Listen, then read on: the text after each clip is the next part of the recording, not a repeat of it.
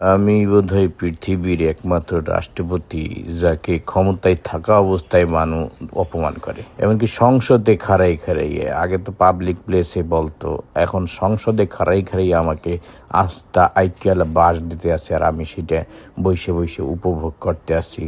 আমি প্রতিনিয়ত তাকে মিস করতে আসি যে আমাকে এই রাষ্ট্রপতিটা বানাই থুয়ে নিজে দিল্লিতে যাইয়া আরামে বসবাস করতে আসে।